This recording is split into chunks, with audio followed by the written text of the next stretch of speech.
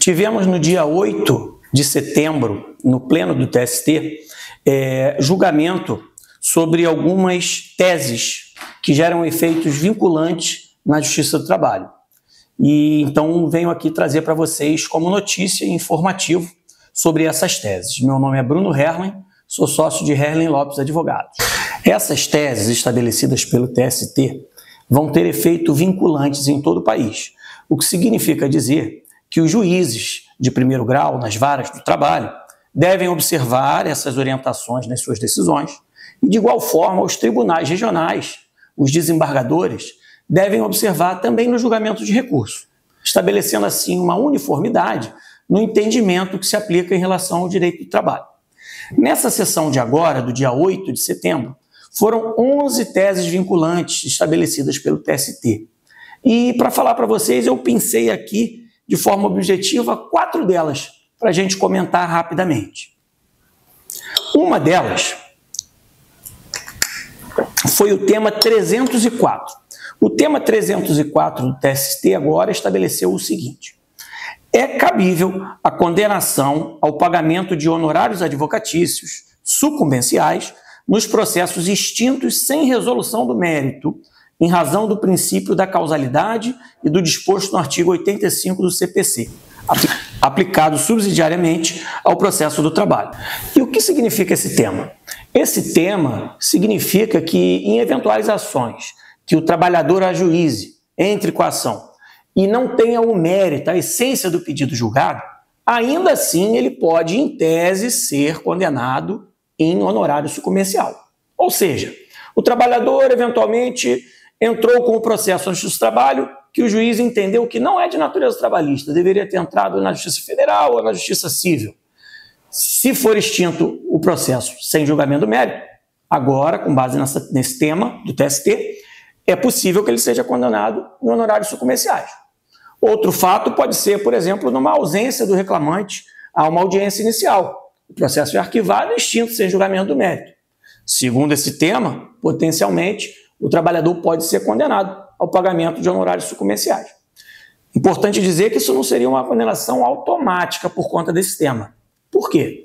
Porque também no judiciário é bem estabelecido que o trabalhador pode fazer jus ao benefício de gratuidade de justiça, desde que apresentado uma declaração de hipossuficiência.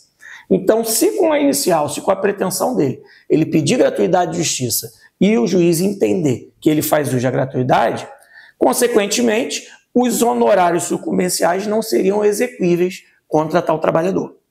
Então, esse foi o primeiro tema que eu trouxe para conversar com vocês. Outro seria o tema seguinte, o tema 305.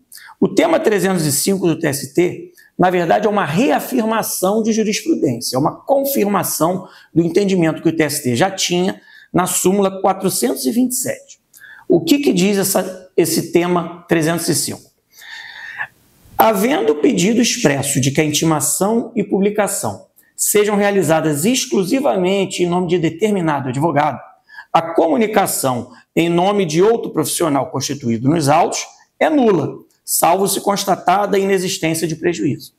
Ou seja, ainda que tenham 10, 15 advogados na procuração, uma vez que quem está no processo peça que seja publicado em nome do advogado específico, a publicação do juiz ou da justiça deve observar esse requerimento, sob pena de nulidade. Então, se tem 10 advogados na procuração e publica em nome de um ou dois que não seja aquele, ou apenas de um, que não seja aquele que foi especificamente requerido a publicação pela parte, então isso gera nulidade.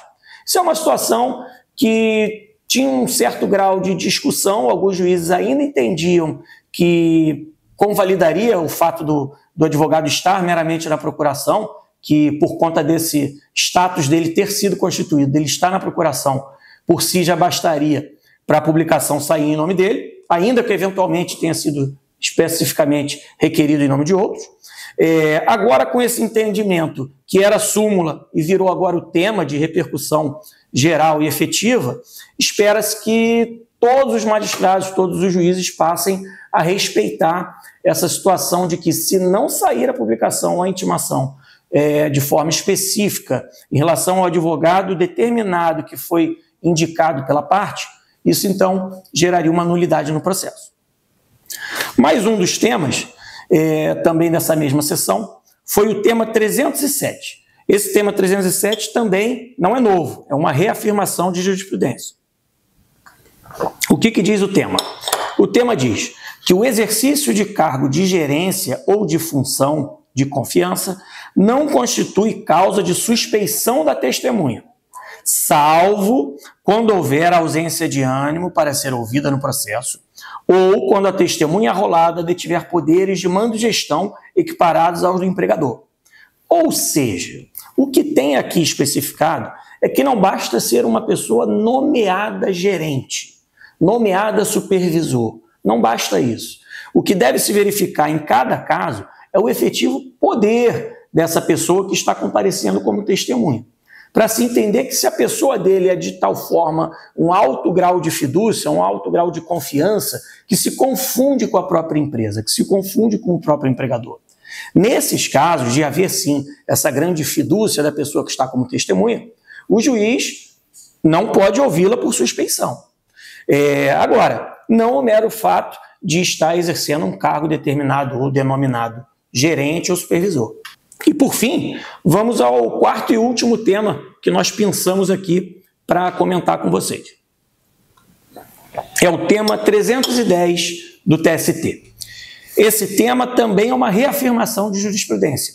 Ele reafirma a orientação jurisprudencial número 398 e diz: nos acordos homologados em juízo em que não haja o reconhecimento de vínculo empregatício, é devido o recolhimento da contribuição previdenciária, ou seja, do INSS, mediante a alíquota de 20% a cargo do tomador de serviço e de 11% por parte do prestador de serviços, na qualidade de contribuinte individual. E isso incide sobre o valor total do acordo, respeitado o teto de contribuição. E depois aí o tema do TST cita aqui a base legal para esse entendimento. E por fim, o tema indica: nem mesmo a previsão de que o valor ajustado refere-se à indenização civil afasta a incidência das contribuições devidas à Previdência Social. O que isso quer dizer na prática? Antigamente, ou até agora, muitos faziam em relação a acordos por eventuais serviços prestados ou não reconhecendo a condição de empregado do trabalhador. Em relação a esses acordos, poderia-se às vezes tentar discriminar a verba, como, por exemplo, danos morais, que possuem natureza indenizatória. Agora, com essa súmula, com esse tema, aliás, o que se estabelece é o seguinte: não adianta você discriminar como danos morais ou qualquer outra indenização de natureza diversa que seja.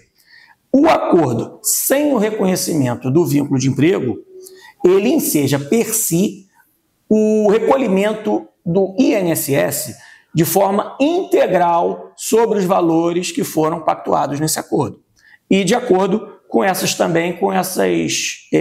percentuais que o tema estabeleceu. 20% mais 11%, ou seja, 31% ao todo incide em relação à contribuição previdenciária, em relação ao INSS. Então, esses foram os temas que nós pensamos e trouxemos aqui para comentar com vocês. São temas que, a partir de agora, com essa publicação da sessão plena do TST, devem ser ainda mais observados pelos juízes, sob pena de decidir no sentido contrário, o TST já ter firmado aqui uma posição bem segura pela reforma, ou seja, para que sejam respeitadas essas diretrizes que o TST bem estabeleceu. A gente sempre indica que, embora a gente tenha aqui esse viés, essa intenção de informar, é importante que qualquer dúvida quanto a esses ou quanto a qualquer outros temas, você, empresário, você, trabalhador, consulte sempre seu advogado ou jurídico de sua empresa.